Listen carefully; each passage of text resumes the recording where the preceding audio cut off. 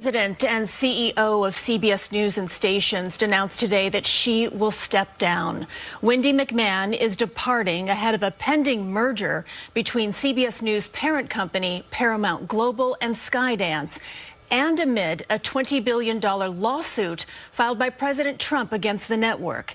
The suit alleges 60 Minutes intentionally misled the public in editing an interview with then Vice President Kamala Harris about her presidential candidacy, claims that the network has repeatedly said are false. In an email to the team, McMahon stated, quote, "It's become clear that the company and I do not agree on a path forward. It's time for me to move on and for this organization to move forward with new leadership."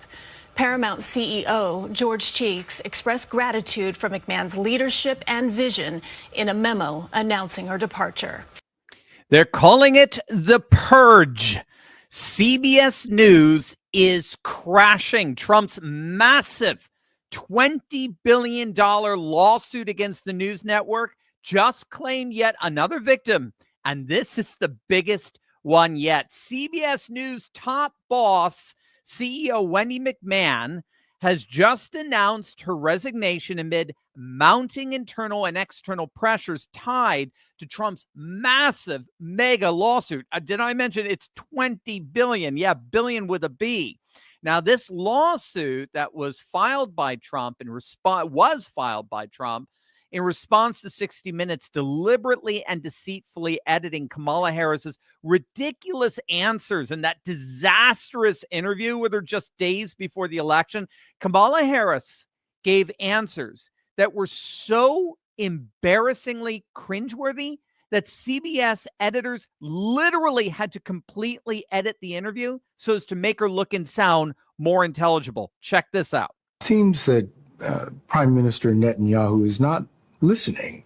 Well, Bill, the work that we have done has resulted in a number of movements in that region by Israel that were very much prompted by or a result of many things, including our advocacy for what needs to happen in the region. But it seems that Prime Minister Netanyahu is not listening. We're not going to stop pursuing what is necessary for the United States to be clear about where we stand on the need for this war to end. I mean, and Trump is just calling that out for what it was. It was direct election interference. CBS in that episode, again, just days before the election, blatantly lied to the American people. We were treated to answers to questions that were not the actual answers. This was clearly deceptively edited. And so Trump has slapped CBS with a massive $20 billion lawsuit, and it's already causing their flagship show, 60 Minutes, to literally hemorrhage staff. McMahon's resignation actually comes on the heels of the prior resignation of the longtime head of 60 Minutes, Bill Owens, who departed after 37 years with CBS News, after he realized to his liberal horror that company executives were actually basically siding with Trump on this lawsuit. I kid you not. You see, what's happening here is that Paramount, which owns CBS, Paramount is trying to do a merger as we speak with another company called Skydance Media. The problem for them, ironically, is that merger is now going to have to be approved by the Trump administration. How's that for karma? That merger is now dependent on the man who is currently suing them for $20 billion because of their blatantly deceptive editing. And so, bottom line, Paramount executives are freaking out that the merger is not going to happen unless they do everything they possibly can to appease the Trump administration. So right now, as we speak, Paramount is looking to settle that lawsuit, which would be the closest thing to an overt admission that they did indeed attempt to interfere in the 2024 election. And this is where things get, frankly, again, ironically hilarious here. So McMahon, the CEO, she originally threatened executives that she was going to resign in protest after Paramount executives offered Trump $20 million to settle their lawsuits. So she basically said to them, hey, you go there, I'm out of here. I'm gone unless you retract that offer. And so Paramount executives turned around and said to her, all right, bye. Don't let the door hit you on the way out. I mean, she basically said, it's either me or him. And the executives chose him. They showed her the door. It's just hilarious. I mean, the inside scoop in this is fascinating. Here's the inside scoop coming from our favorite potato head over at CNN. News today about McMahon suddenly resigning suggests that maybe a settlement is imminent. As one CBS correspondent said to me earlier today, it feels like a purge is underway. That's because last month, 60 Minutes boss Bill Owens stepped down, citing a loss of independence. And now today, McMahon also stepping down. Now, there could be perfectly innocent reasons for this, unrelated to political pressure, but the pressure is the big story inside CBS right now. Wendy McMahon had said to colleagues for a number of months that she would not apologize as a part of any settlement. You'll recall that ABC did apologize to Trump when they settled a lawsuit Trump had filed back in December. McMahon and Owens said they would not apologize. McMahon said, that's a red line I will not cross. That's what she told people internally. Today, she's stepping down, which maybe indicates that a settlement is imminent. Now, I mean, this may be just the beginning of the purge that he's referring to there. It looks like part of the settlement, which I'm assuming will be reached, but part of that settlement would be many more resignations, a purging of CBS, which, to be frank, it looks like Paramount executives are more than happy to do. So we'll certainly be keeping an eye on that. But what I think we're seeing here with this obvious leadership collapse at CBS, with these resignations, it really is all part of what's increasingly being called the Trumpocalypse, right? Which, of course, is a play off the term apocalypse, which we've talked about in past videos. But most people don't actually know the deeply profound meaning of that term apocalypse. We tend to think of dystopian ends of like world scenarios, and that's certainly part of it, actually. But the term comes from the ancient Greek word apokalypsis, which means to reveal, to make known, to make known that which was once hidden but is now manifest for all to see. So it's literally a kind of unsealing, to make manifest that which was once secret and concealed. That's what apocalypse originally meant. Now, in the classical Greek, or the way it's used in the New Testament and the wider Jewish apocalyptic tradition that we see, for example, in the Dead Sea Scrolls, the term is definitely associated with what God is revealing in terms of bringing wicked regimes to an end. So God is revealing reality, as it were, and part of that reality is the end of the evil world order that tries to monopolize reality with their own false version of it. So in the book of Revelation, there is a Roman reality that Rome is the true, king of the world. But then this Hebrew God through Christ is now breaking through and showing, actually, you're just a parody of the real thing, right? Caesar might think he's Lord, but Christ is the true Lord of the world. That's an apocalypsis. That's a revelation. So I have to say that as we begin this golden age, this Trumpocalypse is doing something very much akin to that. It is breaking through the simulacrum. It's breaking through this monopoly on reality that leftist liberalism up until this point more or less asserted.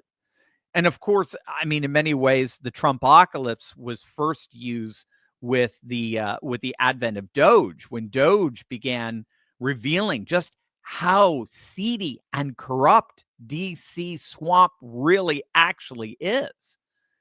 Right? Doge revealed for all of us to see that our government basically just became a massive multi-trillion-dollar slush fund for left-wing interest groups, both here and around the world. And we saw that particularly with USAID, how they used human suffering as a veneer, as a shield to cover up the massive transfer of wealth from taxpayers to bureaucrats who are making inordinately high salaries, all the while funneling tens of millions of dollars to their favorite left-wing organizations. This was a revelation. This was an apocalypse. This was an unsealing, an unmasking, as it were. But then, of course, we've got the Biden revelations, these shocking revelations. All right, they get more and more shocking the more and more we are. Now, again, we basically knew what was going on for years at a superficial level. Of course, we didn't know about the cancer,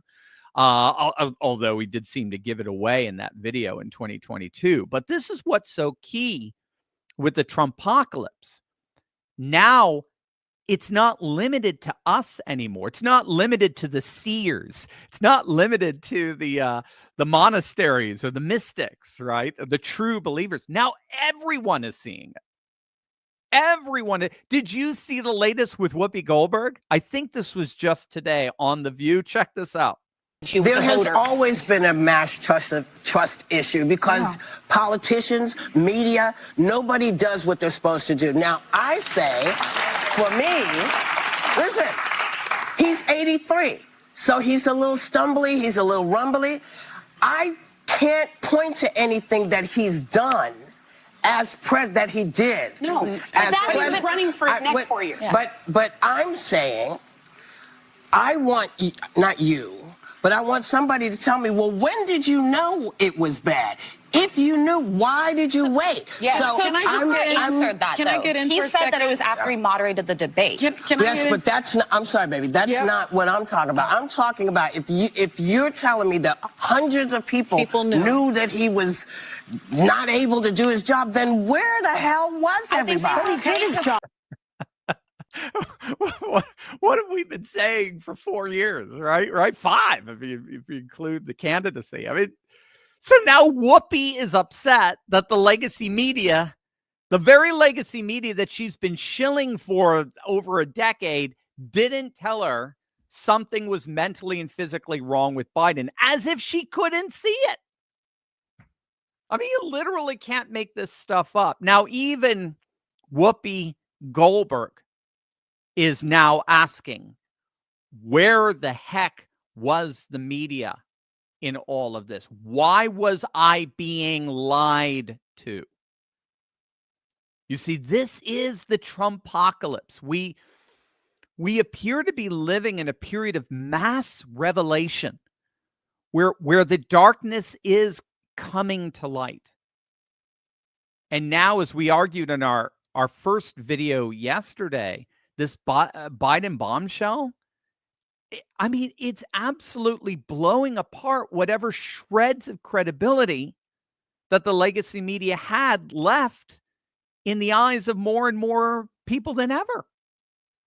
Again, the key issue here is, as Whoopi demonstrates, everyone is seeing this now. Everyone is seeing now the years of lies and cover-ups and corruption. Everyone is now seeing how the legacy media went out of their way to lie, to deceive, and to gaslight the American public and, frankly, the world when it came to Joe Biden's physical and mental health. Everyone now sees it. Yes, for the last 4 years, we did. Yes, we talked about it constantly. I was just watching clips of Megyn Kelly's grilling of Jake Tapper. She Megan's pretty impressive, man. She takes no prisoners.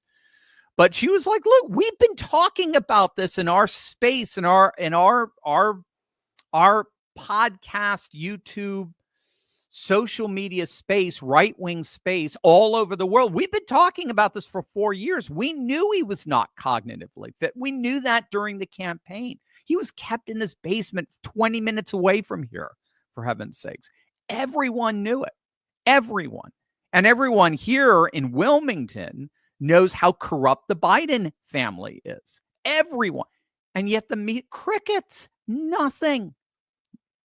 Now, it's all been exposed. Everyone now sees it. There's no hiding anymore. See, that's the apocalypse, right? There's no hiding. The light is hitting everything. There's no escape. There's no reprieve. There's no shadow. And so now Democrats are getting arrested, as we saw today. Legacy media CEOs are resigning. NGOs are permanently shutting their doors. Big Pharma's stock is plummeting. This is the Trumpocalypse. And the beauty of it all, it's just getting started. Hey everyone, it's me, Dr. Steve, and I've got a special invitation for you if you'll be in Las Vegas for the Bitcoin conference. Now, I'm hosting an exclusive welcome dinner there on May 27th called the Golden Age Gathering. It'll be an incredible night with courageous conversation and a live Q&A session. You even get a signed copy of my best-selling book over here. Best part, if you're a Courageous Patriots Club member at the gold level, your ticket's already free. Space is super limited, so head on over to goldenagesummit.net/viva-liberty, or just click on the link below and reserve your seat today. I'll see you there. The FBI director, and you don't know what that meant. That meant assassination. And it says it loud and clear. Now, he wasn't very competent, but he was competent enough to know what that meant. And he did it for a reason, and he was hit so hard. Because people like me, and they like what's happening with our country. Our country has become respected again, and all this. And he's calling for the assassination of the president. Former FBI Director James Comey has been under fire for a post seemingly threatening President Trump. Comey posted a photo from the beach of seashells arranged in the shape of the numbers 8647, which of course many take to mean assassinate Trump, or as Grok AI interpreted, take out President Trump. Now, as we speak, the legacy media is trying to argue that Comey meant nothing by this. Again, this is just a classic case of gnat straining and camel swallowing, right? They will strain out any little gnat when it comes to Trump. Oh, you said they parse every little syllable from Trump's mouth, but they will swallow camels if it's coming from the left. And even Comey himself is denying that he knew what 286 someone actually means. However, obviously, if you were taking Comey seriously, given that he spent years as the head of the FBI, an agency that lives and breathes coded messages and hidden threats, the reaction to the post was swift. Trump supporters, conservative leaders, even administrative officials saw this for what it was. Homeland Security Secretary Kristi Noem was one of the first to react. She didn't miss words. She took to X saying, quote, disgraced former FBI Director James Comey just called for the assassination of President Trump. DHS and Secret Service is investigating this threat and will respond appropriately. FBI Director Kash Patel, a patriot who's cleaning up Comey's mess, said his agency is fully cooperating with the Secret Service in their investigation. And Donald Trump Jr. Weighed in. Donald Trump's son, he blasted Comey for what he called a demented call to harm his father. Now, Comey, true to form, is playing the victim here. After his post sparked that firestorm, he deleted it. And then he had the audacity to put out a follow-up post saying, I didn't know what it meant. I didn't realize so many people associate those numbers with violence. It never even occurred to me. Again, this coming from the former director of the FBI, a guy who oversaw investigations into coded threats and terrorist plots, and he wants us to believe he didn't know what 8647, at least for some, could mean. This isn't just about one Instagram post. This is a pattern. This is a relentless, years-long campaign by the far left and their cronies in the deep state to demonize destabilize, and destroy President Trump. I mean, think about it. 2 assassination attempts on Trump's life already. And now a former FBI director is out there posting what looks like a coded call to violence. Now, we've argued on this channel that the radical left has indeed increasingly been turned to violence as a form of what they think is legitimate political expression. We talked about the Rutgers University study that found that a majority of self-identified Democrats believe it is at least somewhat justifiable to assassinate President Trump. They're calling it, the Rutgers study called it assassination culture, the rise of assassination culture. And why should we be surprised at this? I mean, radical never Trumpers have been overtly defending and justifying violent speech about Trump now for years.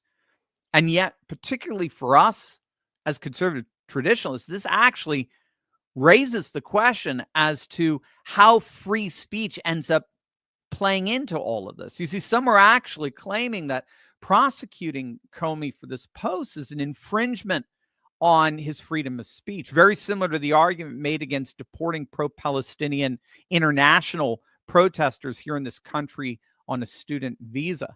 They're claiming that Marco Rubio or the Trump administration is violating their freedom of speech. So is what Comey did protected as an expression of free speech? And if not, why? How do we make those distinctions? Well, joining me today to shed light on the logistics of this matter is our good friend, Peter Macchiavena. Why do I know Peter, and I don't know why I'm messing up your name. Macchiavena, who heads Hearts of Oak, an organization dedicated to forging alliances in the protection of the freedom of speech around the world. Peter, first of all, I'm sorry. And second of all, welcome back. It's great to see you again, man. Dr. Steve Turley, it's great to be with you. Thanks for having me on. Oh, thank you, Peter, for being back with us. We always love having you. And especially on this issue, because you've been on the front lines of free speech now for years. I know you've spoken on both sides of the Atlantic on the issue on free speech. So what's your take on this post by James Comey? And how do we distinguish between free speech and something that crosses the line? Where is that line? Well, first of all, I wish I was in Las Vegas on the 27th, so I'm sure that'll be an awesome event. Sadly, I'm not going to fly over specially, but it sounds like a great event on the 27th, discussing the whole area of crypto. But on this, James Comey, I watched it from the UK, and we have had the UK press falling over themselves to say he didn't mean it. What's this about? He just meant he didn't like President Trump. Now, so a couple of issues. Firstly, if this was said in a year where there was an election, so let's say this was said in 3 years, then you could take it understanding that actually this was calling for the public to vote against President Trump and to remove him for whoever the Democrats threw up to replace Sleepy Joe. So that would be understandable. But this is months into a presidency. There's no way the public can vote President Trump out. He is the president. He is the president for 4 years. You're not in the midterms. So there's no reason for this to be taken as the public should vote for President Trump, should remove him. And 86 is about removing or discarding that, I think, often used for food items, I think, back in the day. Right. So it is the removal of President Trump. If that is not through the political means of the public going to vote, which is impossible at the moment, it has to be a different way. And therefore, I think in terms of that, because of the current timing, what Comey has said does seem to border on calling for some form of violence. And he will be well aware, 4 years in the FBI, he will have watched the assassination attempts on President Trump, at least 2, possibly more. And yet he's been reckless with his words. And I agree with Stephen Crowder. You put his little post up. Either Comey didn't know what he was saying, or he is a piece of shit. And I will go with the second one personally.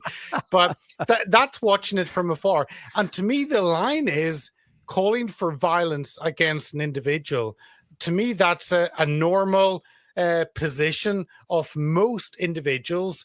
And therefore, this is where it becomes blurred. And if someone is calling for someone's removal in a way that actually it's impossible to remove them except through physical means, then it is calling for violence against that individual. So I think absolutely the calls for him to be investigated, and that seems to be happening, are completely normal, completely expected. And if anyone else is calling for an elected official to be removed whenever there's no means of removing them except for violence, then to me, I think he has crossed the line. So there is no issue with the First Amendment here, free speech. And you can criticize, you can mock, you can ridicule, but if you call for someone to be removed when violence is the only option, then to me that's crossed the line. That's brilliant, Peter. I love that distinction. Yeah, I know Elon Musk makes that exact distinction on X. The line is you cannot advocate physical violence against someone. So this is where terrorist act or terrorist rhetoric or so forth, and that's not freedom of speech anymore. You're actually calling for somebody to be harmed. But like you said, we can mock, we can ridicule, we can.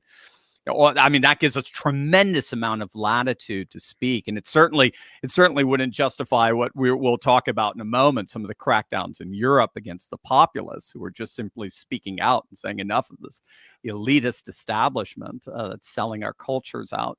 I'm interested how you think this relates to consequences. So, okay, we can agree he crossed the line clearly, but some are claiming that actually prosecuting Comey would be sort of a prosecutorial overreach. And in that sense, it would be a threat to his civil rights or something akin to that. Others are arguing that if we ignored this and we didn't hold him, at least in some way, civilly liable, that would only embolden more dangerous rhetoric like this, and hence further risk President Trump's physical safety. So I guess the question is, how do you balance the need? Yes, we need to protect free speech with the responsibility to ensure public safety, especially when it involves a figure like the president. Well, I think it's a biblical concept, and I don't know the verse, and I feel free, Dr. Trelly, for you to actually give me it. But whenever we are told that a teacher is more responsible than others for the information, for what he gives, because those in positions of authority have to be held to a higher standard, because the information they give is actually accepted by a large amount of people. And Dr. You will know from your position as a media influencer that what you say actually carries weight. And I'm sure when you speak, you actually think through, you filter, because you're aware of the responsibility you have. Now, Comey seems to have disregarded this responsibility and just said something which is crass, which is dangerous, pretending that it was something he came across. I mean, come on, don't BS us. Come on, you know what you're calling for, seemingly physical violence against someone, and you say you're just walking on the beach and you saw this. That is nonsense. And I think the public see that. They see it for someone mocking, for someone critiquing, for someone just not taking things seriously. And as I said, he should know better from being head of the FBI. And I've been fascinated by the media trying to understand what this means. Is this good or is this bad? Well, if someone is calling for violence against someone else, then surely the law says they must actually be tried for that. If they're found innocent and they didn't mean it, then of course they can be freed. But there is a process, a judicial legal process to go through and to find if someone is innocent or guilty. That's how the US works. That's supposedly how the UK works, or did work at one point.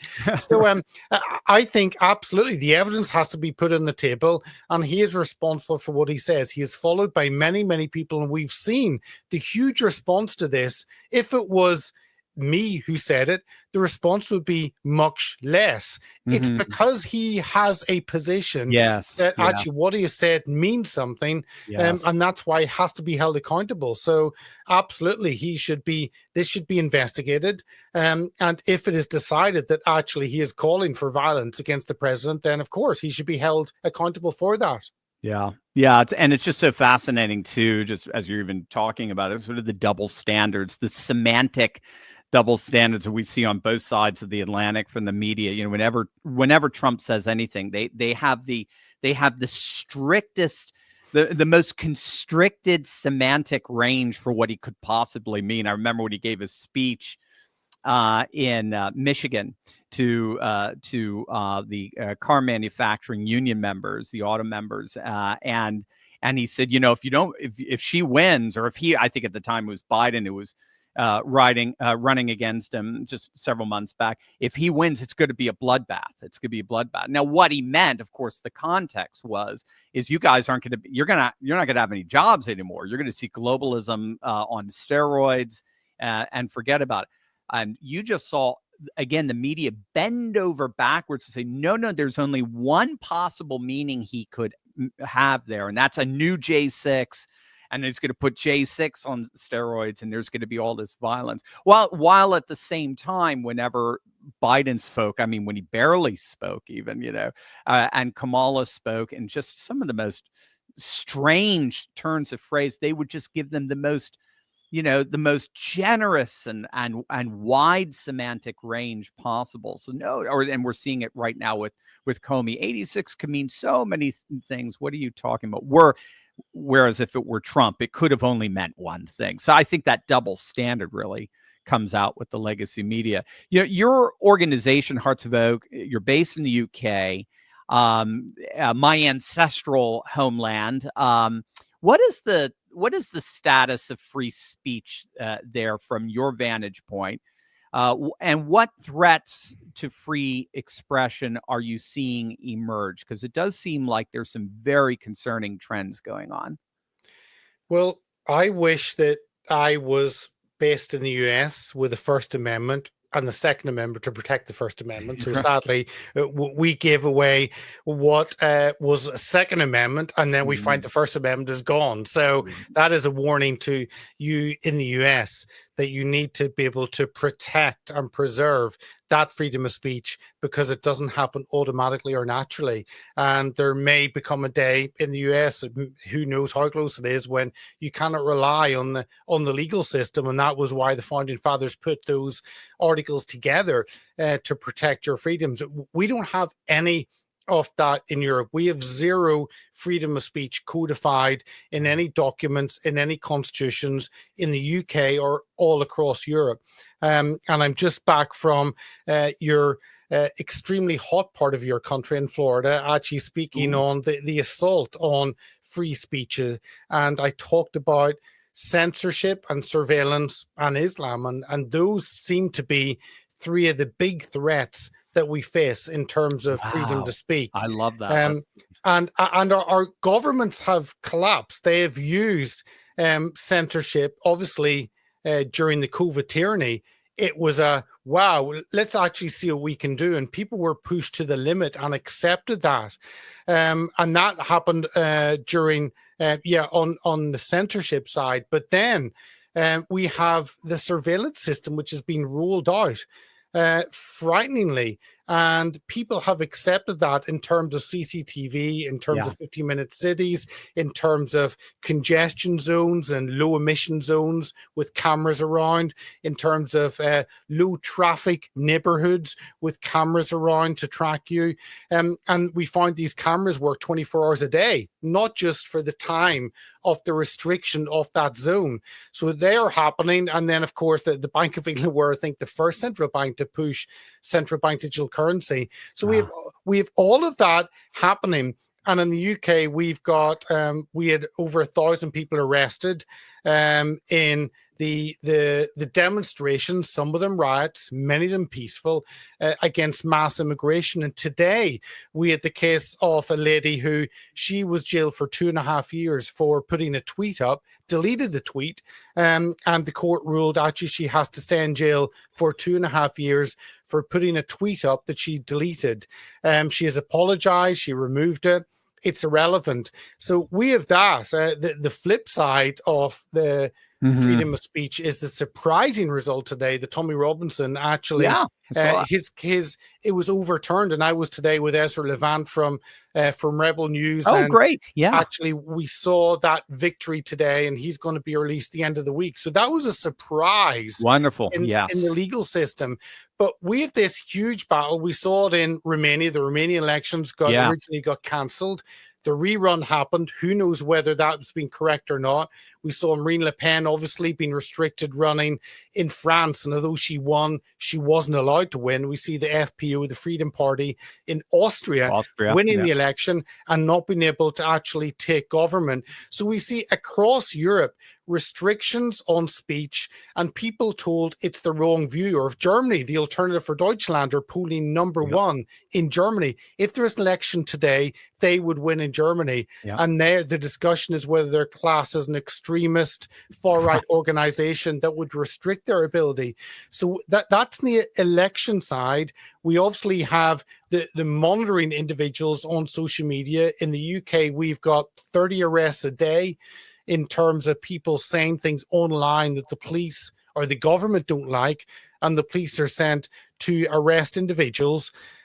So this is concerning across the board. And sadly, our media, and this is why voices like yours, Steve, in the US, what we're doing in the UK and many others are so important, because the alternative media are the only ones left that shine a light on the failings of our legal system and the failings of our governments.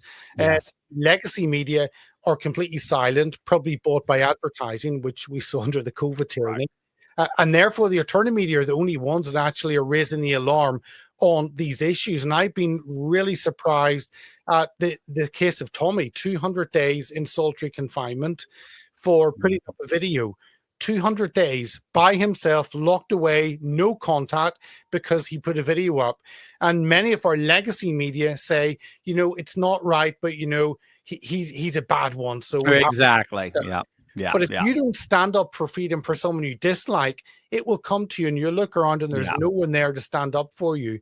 And our legacy media seem to have just rejected that. So that is a frustrating snapshot of the UK and Europe where we are. And we're looking to the US for the Trump administration to actually hold the Europe to account, and for governments like Meloni in Italy and for Orban in Hungary to actually hold the rest to account. I mean, we have just one last point. We have a situation in the UK, and I'm sure you've seen this, Steve, where it is illegal to pray within 500 feet of abortion clinics. So prayer is illegal. Even silently in the mind, right? The police, you've seen the videos, the police officers come say, what are you doing? Are you praying? What are you praying about?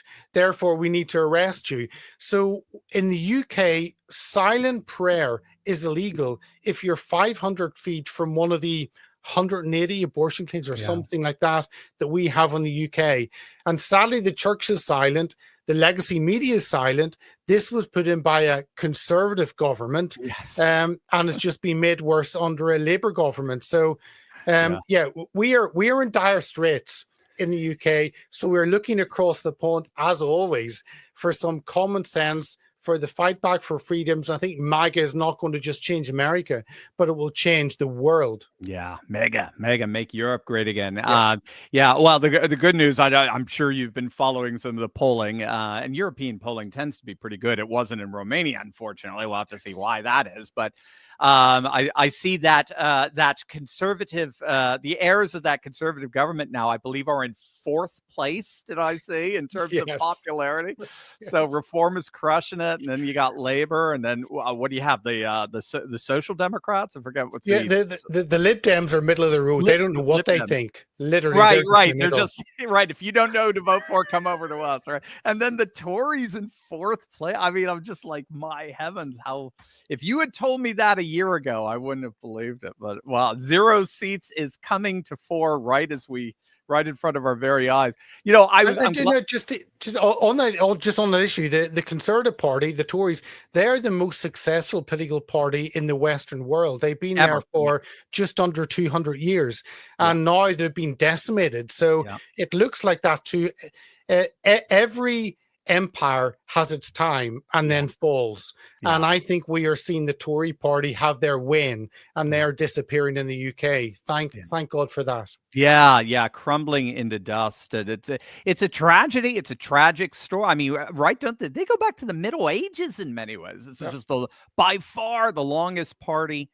I try to get that across to our audience. This is the party. When you talk about a sort of Republican form of government, democracy, this is the party. This is the oldest party, and it is crumbling right before our very eyes because they don't know what time it is. They can't see what time it is. Say what you want about Farage. I know there's plenty to critique about him all day long, but that guy is been not once but twice on the cusp of history. If Reform pulls this off in the next election, I mean, we've never seen anything like this, certainly not since post World War II. Just a third party destroying the oldest party in Europe, but also beating out the Labor Party. I mean, it's unbelievable, and it's a sign of the times that we're in. It's unstoppable. It's organic. People have just lost trust and faith in the establishment. I know we wish they would lose trust and faith a lot quicker so we could change it a lot quicker. I'm glad you went into the wider European context. I think you're right. Another a big win we got, I think, on Sunday was Chega in Portugal tying for second, which is unbelievable. They're a very, very young party. And I don't know if you know, a Portuguese fellow told me this. I did not know this. He's living in Portugal when I was interviewing. And he said, you know what Chega means, right? It means enough. Enough. And I'm just like, that just embodies the ethos right now. We've had it. This is over. We want something new. But I don't know. Did you catch Pavel Durov, the founder of Telegram, him talking about how he was pressured some weeks back by the head of French intelligence to deliberately censor Romanian conservative voices on the Telegram platform in a deliberate effort to suppress the populist turnout in their election this past Sunday?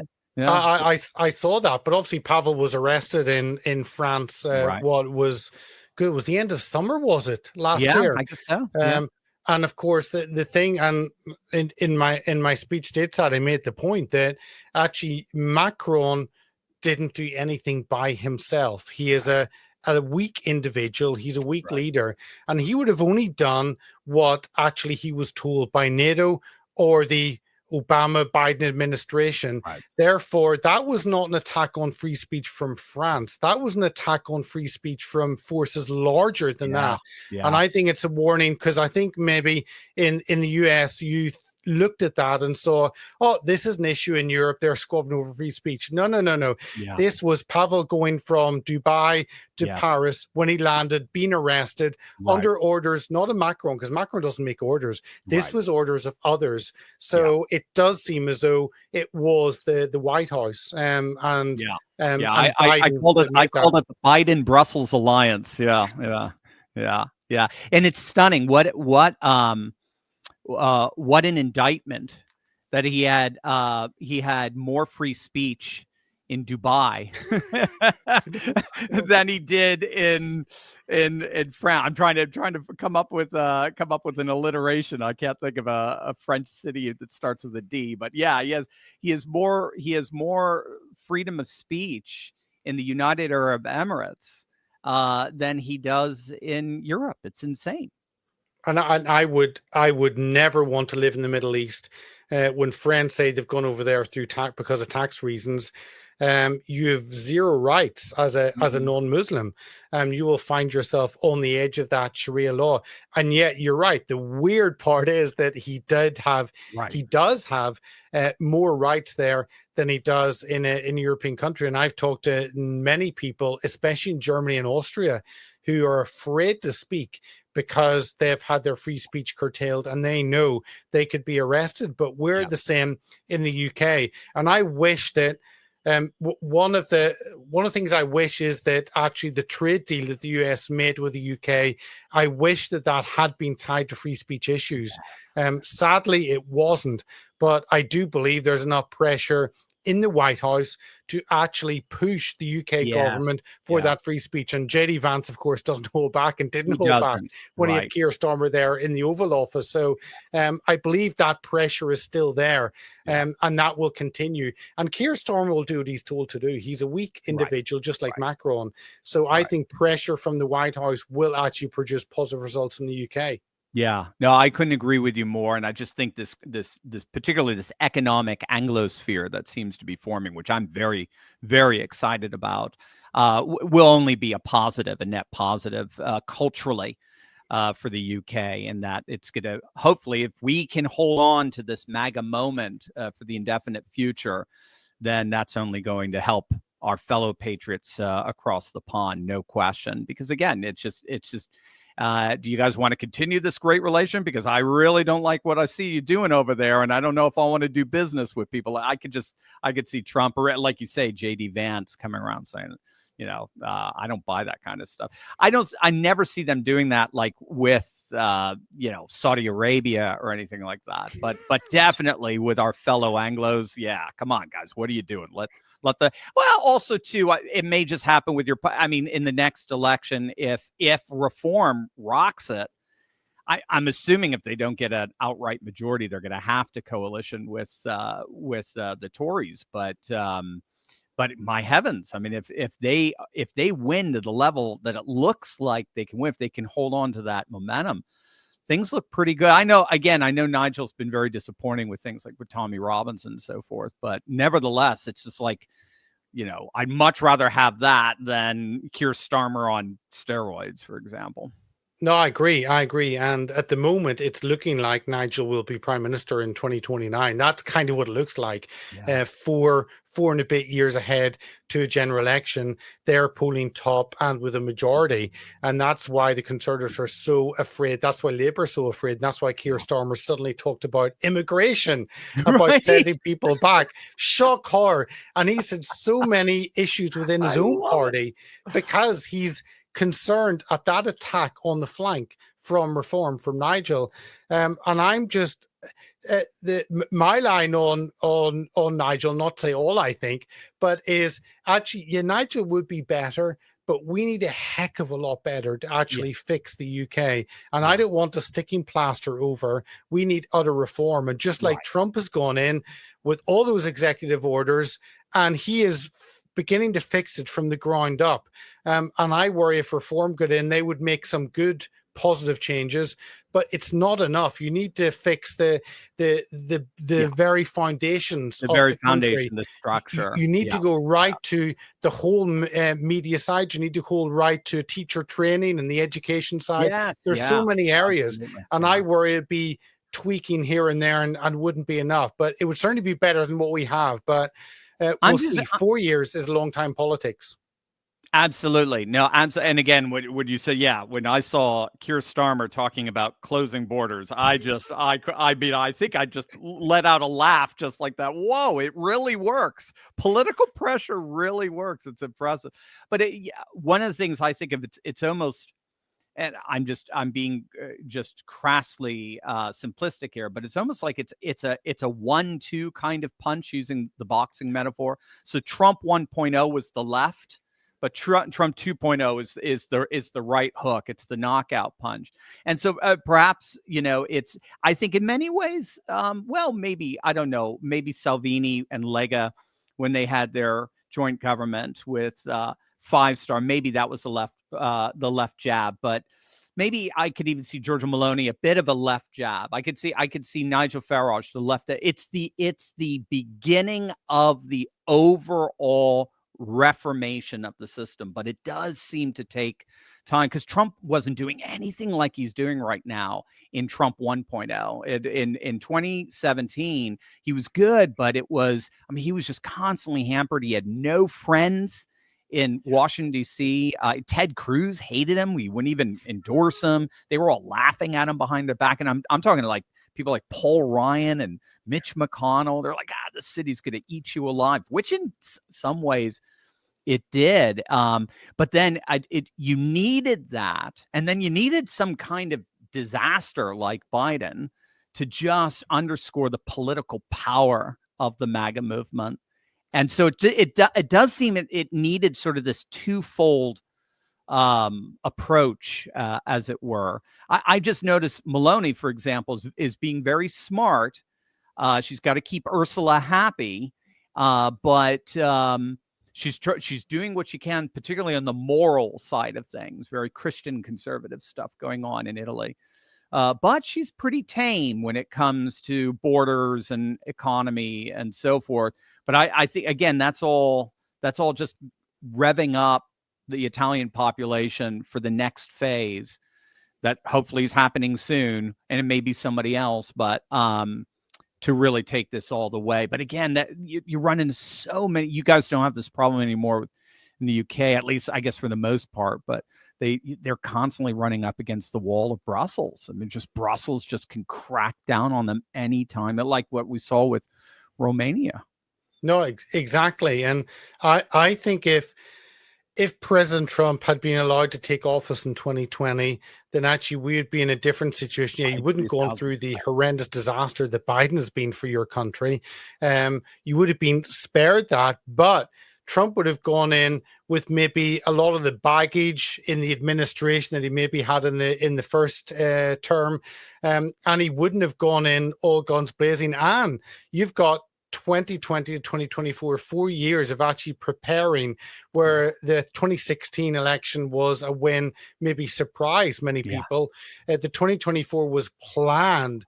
So everything has been put in place. And that's why I've seen the flurry of executive orders that I don't think has been seen before. So he's gone into this with his mind made up, knowing what has to be done and ready to fix everything. And the second really positive thing I think about Trump now is that bridge with Europe, because you've got the bridge with Orban, you've got the bridge of Meloni, you've got the rise of the Swedish Democrats. Swedish Democrats. Yeah. Goodness, I forgot about Gerd Wilders. Yes, in Holland. Amazing. Yeah, absolutely. But you've got those parties that actually are in power, and those are three then in power, and the Netherlands and Sweden, Italy, and over in with Orban in Hungary. And then you get lots of other parties that are number two. And that Czech result was phenomenal, really phenomenal for a new party to come from nothing to there. So I think because of that, there is a bridge across, and the EU don't have it their own way like they had before. And on top of that, you don't have the Franco-German alliance any longer. Because Germany is now weak with a very weak leader. Macron is lame duck. So you don't have that powerhouse in the middle. And Ursula von der Leyen is trying to pull things together, but without that powerhouse, that engine, which has always been the EU in the middle. And because of that, President Trump can reach over, and he actually can pick some of those countries off each other. So I think it's really positive. And I've seen Meloni grow a backbone, because she seemed to be weaker. And I know that Bannon talked about her being actually one of the great heroes for Europe. That didn't happen. And now it seemed to happen. Who knows what's happened behind the scenes? But now you've got her empowered, emboldened because of President Trump. And I think that Trump effect will happen in many, many other countries. Yeah.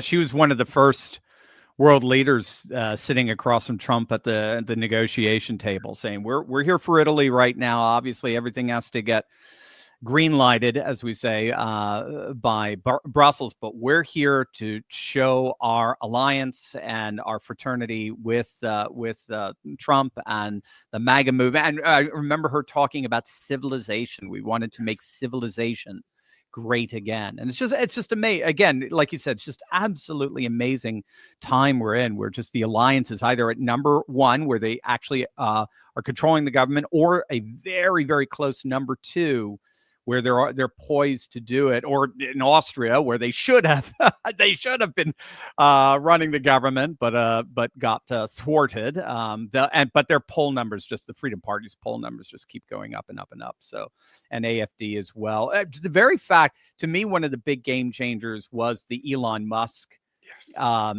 intervention, as it were, into the German election, and he made German elections exciting. We had Konstantin von Hofmeister of Arctos publishing over. He's in Frankfurt, and he was talking about just how it was received in so many different ways among Germans. Some were like, "How dare he get involved?" But there were so many who said, "Finally, the world is hearing us." Our frustrations of just seeing our culture just absolutely ransacked right in front of us.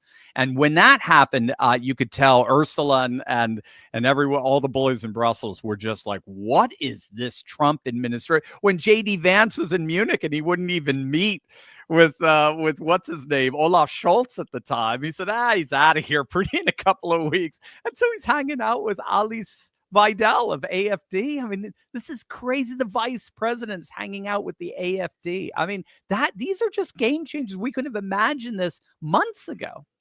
No, it's true. Musk actually on the screens for that AFD conference, watching it was like blew me away. But that was part of a planned strategy of Elon Musk from back whenever he called Keir Starmer two-tier Keir, because the two-tier policing system that we had seen in terms of the demonstrations at the end of last summer. And then on the 1st of January, whenever he said free Tommy Robinson, and then he started focusing on the Muslim grooming gangs that we have had in the UK and all the concern. So that brought a spotlight on an issue which is a stain on British history, and has been going on for 50 plus years. Elon Musk shines a light on that, and suddenly it becomes not a UK concern, but a world issue. And then he rolls that over into AFD, supporting them. And although they didn't win the election, they are now polling number one. So if there was an election, they would win today. And it is striking fear into the establishment of Europe. They're blaming these results on anyone. With Romania, it was Russian interference. In Germany, it's American interference. They'll find someone to blame, because if the people don't vote how they want, then they will be rerun. And we saw that in Romania, until they get the result they want. So it is very difficult to win politically in Europe, especially with an EU system of 27 countries that all come together. And you can have 4 or 5 good countries, but that's outweighed by the others. And of course, the financial packages hold some of those smaller countries and control them. And really, they have to say what they're told to say because of the money they receive. So, but I think with Viktor Orban saying, I don't care, this is what I believe, and I'm for Hungary and Hungary first. That has been emboldened to many European leaders, and they realize, actually, we could put our country first and not Brussels first. And that is a step change in the whole model of the European Union. So we are seeing changes in terms of thinking and in terms of vision for countries.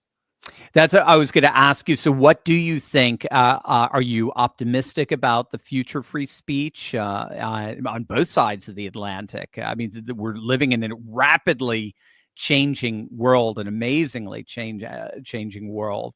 How do you envision the future free speech, particularly on your side of the Atlantic? Well, it's positive and negative. Obviously, what's happening in the US is really positive, and that is having positive implications on Europe. But in the UK, we've got the online safety bill that was 5 years in the making, 300 pages, and can fine social media companies up to 10% of their global annual turnover. So those are huge. And that's why Meta, and that's why Wikipedia, That's why Signal. That's why many companies have said they may have to pull out of the UK. And only, goodness, time flies. 4 or 5 weeks ago, we had first BitChute, which is a video sharing platform based in the UK. They restricted all access to UK users.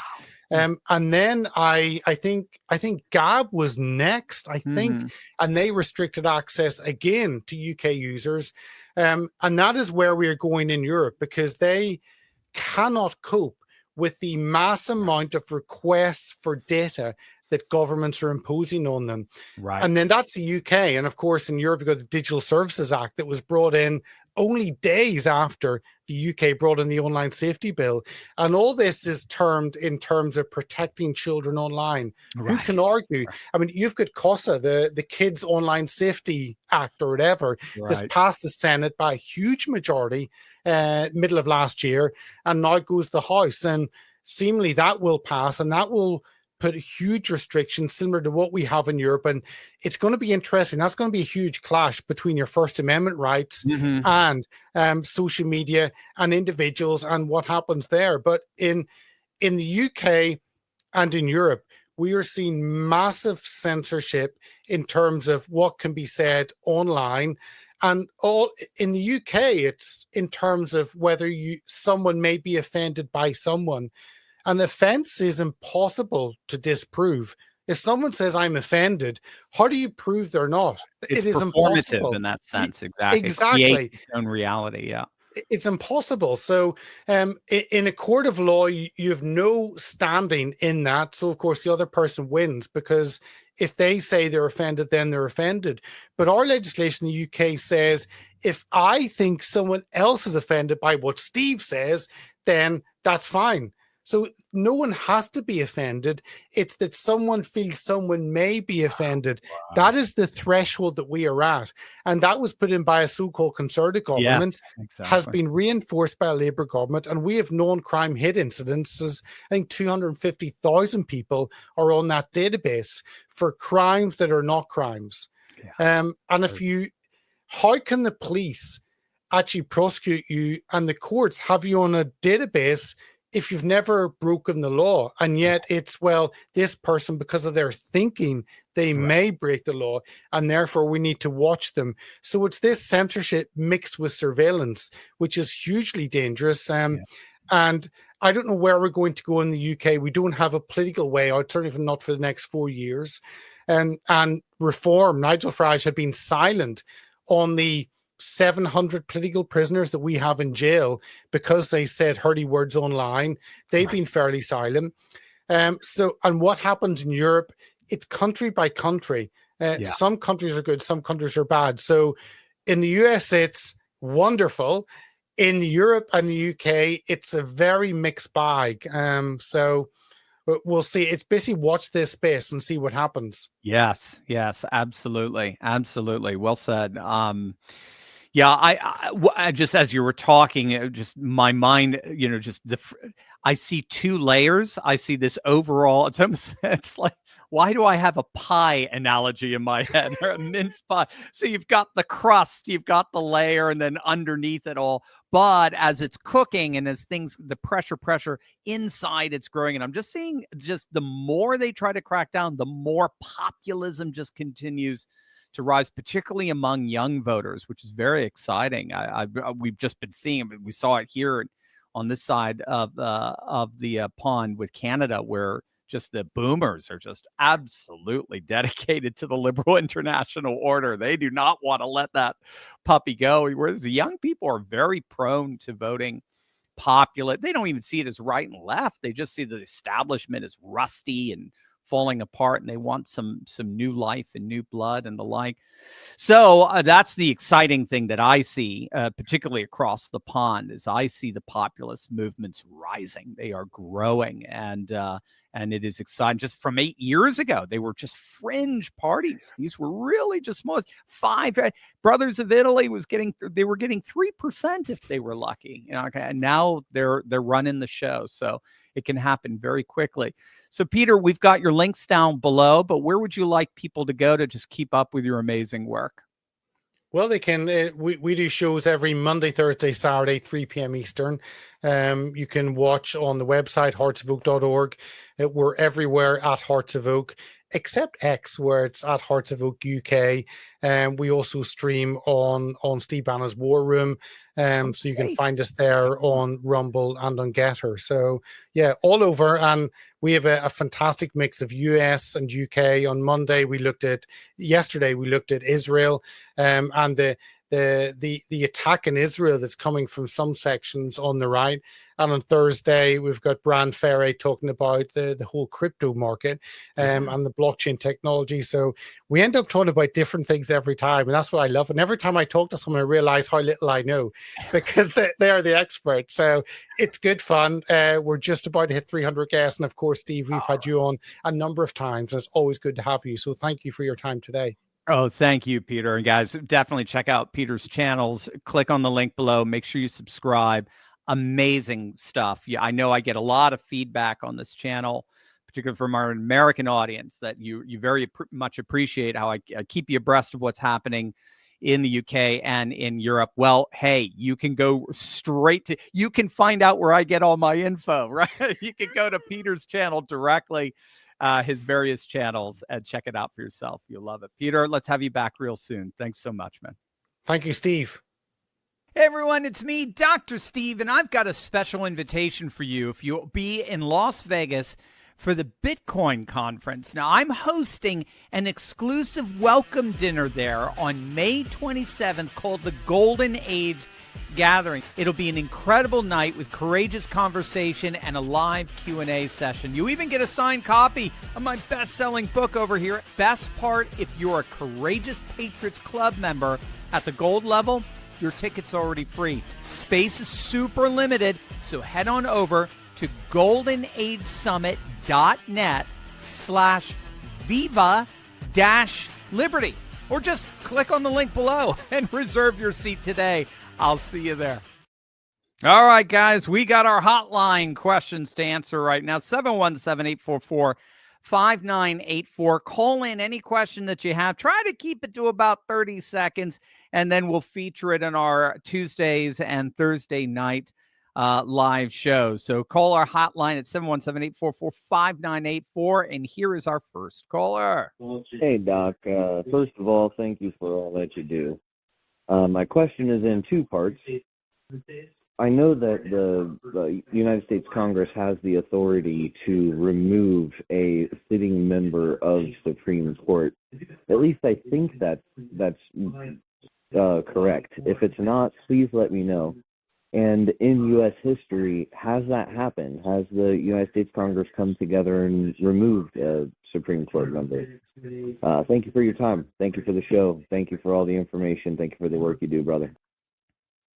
Well, thank you, bro. I did not catch the name there, but thank you so much for the call. Yes, you can impeach a Supreme Court justice the same way you can impeach the president. This is one of the powers that alone resides in the legislative branch. But if you have a simple majority that impeaches you in the House, then you would need a 2/3 majority in the Senate to convict, and then you would be officially removed from the bench. It has happened once. A fellow by the name of Samuel Chase, a Supreme Court Justice, Samuel Chase, I believe it was 1804, early 1800s, but he was impeached. Apparently, they accused him of being way too partisan in his decisions. You know, surprise, surprise, right? We'd have 3 impeachments right now. Some would say 4, but he was impeached, but he was not convicted in the Senate. Again, that's a high bar. 2/3 in the Senate is a very high bar. And so we have never had a Supreme Court justice in our 249 years ever actually successfully removed by impeachment. But it can, the Constitution does allow for that. You can expel in some way, shape, or form any government official. There's always a procedure. Nobody has a guaranteed job, not even a Supreme Court justice. They're appointed for life, but in view of, I believe there's even a clause of something like, on the precedent of good behavior or something. I forget how they do that. Now, of course, it's not going to happen. And so what you have to do is you have to find workarounds if the Supreme Court is frustrating you. Right now, I have to say, bottom line, the Supreme Court has been pretty good. Like if they had 10 decisions, I'd give them an 8-2, good versus bad kind of score. They have been when it comes to gun rights, they've been stellar. When it comes to vaccination mandates, they were fantastic. They've shot down all of Biden's vax mandates, for the exception of some in healthcare and military, because there's historical precedent for it. But there's no historical precedent for them to tell you that your boss can fire you because you didn't get vaxxed. There's nothing. And through OSHA too, through Occupational Safety and Health Association, through some executive branch that's not even itself in the, or executive department, it's not even itself in the Constitution. So they slapped that down. Roe v. Wade they got rid of. That was extremely bold. Amy Coney Barrett was on, I think, on the right side on each one of those. So, yeah, I mean, they can be frustrating. That's the nature of law. And then you just, so you have to be patient, and then you have to devise workarounds if they seem to hamstring you, that are allowed for in the Constitution. But again, it's part of the balance of power. They can say no, but then you can turn around and say, all right, well, then I'm going to do this. And then you have to go through this whole process of appeals. And then you could say, well, I'm not going to listen to these appellate courts until we get something from the Supreme Court. And even if the Supreme Court throws down an injunction, well, you do have to listen to them. Okay, I have to listen to them, but only under these conditions. So there's all kinds of games you can play to run around it. But there you go. I mean, yes, you can impeach. It's the same as with a president. Simple majority in the House, 2/3 in the Senate, and it's happened. It's happened only once to a fellow by the name of Samuel Chase. Back again, the year 1804 is what is ringing in my mind. It's in the early 19th century.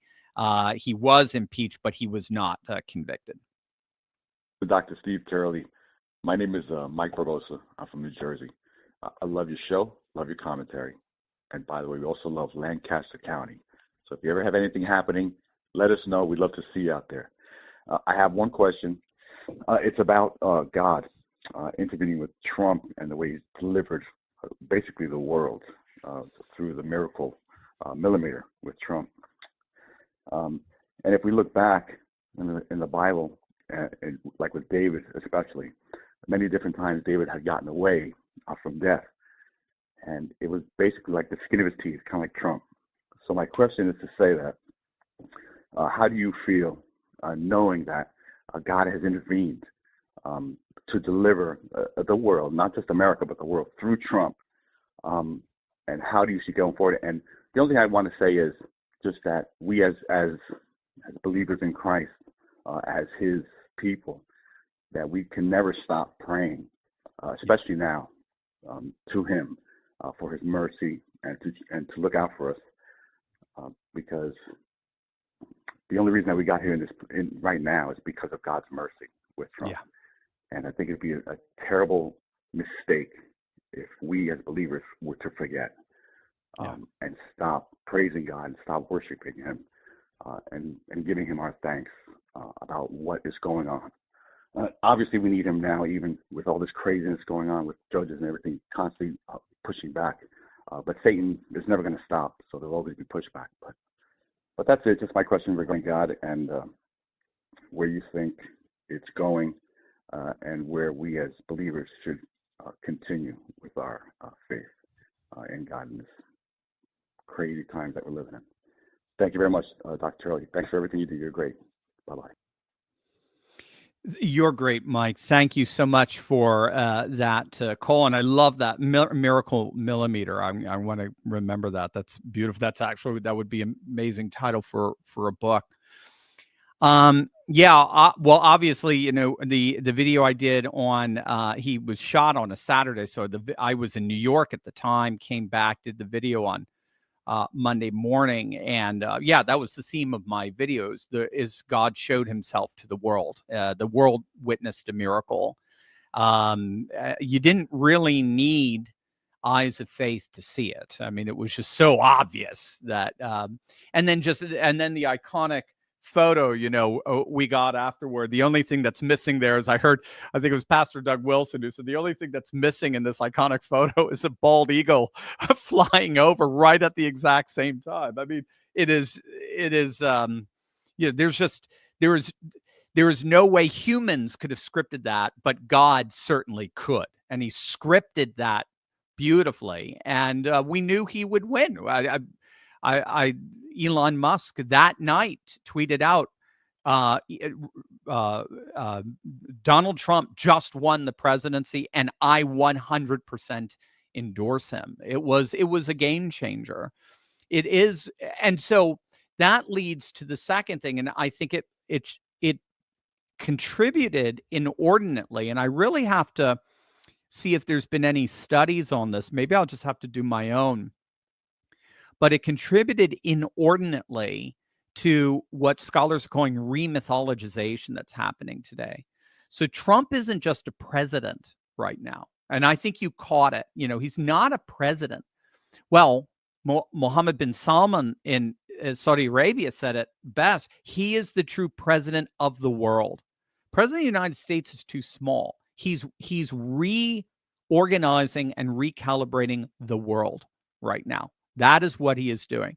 That's why I mentioned whenever he talks about Canada's 51st state or Greenland, he's bringing MAGA to the civilizationalist level when he's talking with Argentina's Javier Milei, or he's making deals and sharing resources, judicial or penological resources with Nayib Bukele in his jail cell. There is massive jail cell. This is MAGA on steroids. This is making the Americas great again. He is thinking of MAGA in a massive civilizational sense, and so I think that contributes all of it to the mythological sense of who he is at this moment. What scholars have noticed is that when not just human beings, but when nations look like they're about to be taken out, when cultures look like they're about to be annihilated and decimated, there is a natural sentiment in the human psyche to long for a savior to come in and save them. Now, I'm not talking about a cosmic savior per se, right? I'm not talking, this is an idolatry. This is just somebody with the anointing of God to come in and save us. And so this is why I forget the passage in Leviticus. There's actually a couple of passages talking about putting the blood of the heifer on the ear of the right ear, interestingly enough, of the high priest to set him apart, the Aaronic priesthood to set him apart for the Lord's service. And there was this sense that Trump with the blood in the ear, that he was clearly chosen by God to lead a kind of mythological renewal where humanity can once again reimagine the world away from the old, sterile, modernist myth that says, yeah, God's there, but he's just in your heart. He's not that. God doesn't intervene. God doesn't create anything. God doesn't build anything. God doesn't intervene in society. You could still believe in him, but it's your own personal, private belief. He's in your heart, and you keep him there. God doesn't belong in politics. He doesn't belong in schools. He doesn't belong in the workplace. And he certainly doesn't belong in nature, doesn't intervene. So this is where you saw someone like a Bill Maher come out and say Trump wasn't saved by God. He's just the luckiest son of a bitch that's ever existed on the planet. Well, of course he has to say that because he's a modernist liberal, and modernity says you can believe in God, but he's the God of the personal God, the subjective God. He's not an objective God that intervenes in the affairs of men. Remythologization is bringing back that cosmic force of God's power and majesty that absolutely intervenes in every single second of our lives and in nations as a whole. And so I think in saving Trump, I think you're right. He saved our nation, and I think he's saving the world. And again, some get nervous with that kind of language, but I think it's part and parcel of remythologization, and that's part of the retraditionalization that's happening and the clear revival of religion that's happening all over the world. Rodney Stark, who just passed away, a sociologist at Baylor University, studied religious movements his entire life, and he said, we are currently in the midst of the single greatest religious renewal the world has ever seen. And I think at the apex of that right now was Trump. And I think even the heart of that, you're right, was J13 in Butler, Pennsylvania. It's I do think that park should be turned into a ceremonially sacred site, into a public site, made holy and hallowed, for sure. Dr. Steve, I've been a fan of yours since Bolsonaro was first elected. 2018. And my question is, I just watched your episode on Marxism, and that's how you believe it's actually good versus evil. I kind of feel it's more of a Machiavellian kind of by any means necessary, and I'm wondering if that's your take on it, as opposed to a Marxism or a communism, because to me that's what it seems like. It's manipulative, basically at any expense necessary. Anyway, I just wonder what your thoughts are on that. My name's Travis, by the way, and I've been a fan of yours for a long time. And lastly, I used to live in York, Pennsylvania myself, so I love your show and I watch it daily. Thank you very much. Thank you, Travis. Very kind of you. Very, very kind. Yeah, no, I think I would go with that. I dig that. The Machiavellianism. I think Marxism entails a kind of Machiavellianism if you're talking about an indifference to morality and indifference to classical moral thought and moral theory, where it's just power for power's sake kind of thing. And in a sense, my politics is Machiavellian, in a sense, where I do recognize politics is fundamentally about power. And the genius of Machiavelli was that without power, you can't enact your ideology. You can't enact your concept of the good. Now, of course, this could be taken to an absolute extreme, right? Where the power is being used to do very, very evil things, or the pursuit of power is requiring you, at least in your thoughts, to engage in incredibly evil acts. No question. There has to be a morality that stands in judgment even of the use of power. No question. But fundamentally, politics is about power, and you should always be thinking, how do we get that power? I mean, in many ways, James Carville is saying that to the ideological ilk within the left right now, the woke progressives. You guys don't understand. None of your policies will ever come to be if you don't win elections. Winning elections is a prerequisite to gaining political power, and your political positions are preventing you from gaining that kind of political power. So there is a Machiavellianism, I would argue, kind of in, maybe not, we could play with that, like a lowercase m Machiavellianism as a servant as opposed to a master. Because even a Machiavellian would have to argue it is good to be Machiavellian, right? It is to pursue power is a good in and of itself. So there's still the moral categories in there, but then again, you can use good for evil purposes. Dictators think it's good to kill off the opposition, right? We're always motivated by the good. The question is whether or not our good, small g, corresponds to the good, the transcendent good, capital G. So I'm kind of going on. I'm having fun with that. Thank you for this question.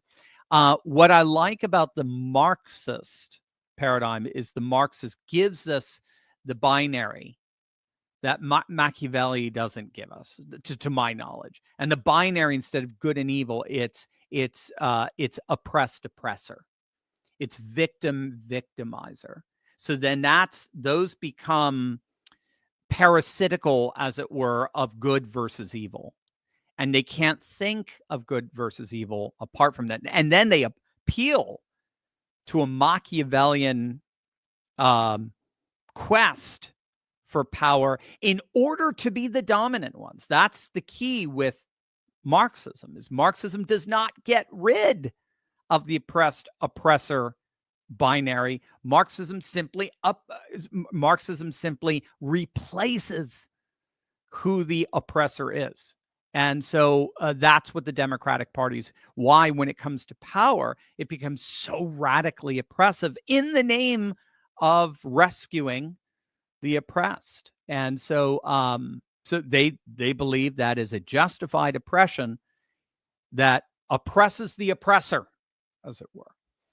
And so it's perfectly fine. And they are totally Machiavellian in that there is no moral law that said, there is no moral compulsion against wickedly stopping the and thwarting what they deem to be the oppressor and the victimizer. And that's why in the end, so much of these leftist ideologies end up becoming so incredibly murderous.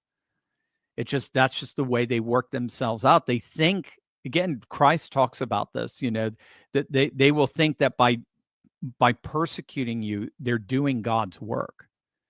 But again, the good and the evil are still there. Those are what I call transcendent categories. I'm not alone. Those are transcendent categories. They're part of the mythic mind, the mythic consciousness. So we're all thinking in terms of good and evil. We're all thinking in terms of God, an ultimate sacred point of reference. And so even Machiavellians would argue that it is good to be Machiavellian, or even the most committed Marxist believes it is good to be Marxist. Otherwise, they wouldn't be. So that's what. So I think it's a both and. I think what you're doing is you're bringing in the sort of the impetus of how Marxism, by its nature, is indifferent to traditional transcendent categories of good and evil, and sees itself as the arbiter of good and evil. So in that sense, we could take it all the way back to Genesis 3, and in that sense, it's literally satanic, because the eating of the fruit promised an autonomous definition of good and evil, as the individual sees fit. So, all right, gang, there you go. Well, great. Boy, we had a long one tonight. Love you guys. Amazing stuff happening. So let's keep rocking and rolling. We're in the golden age. God bless, gang.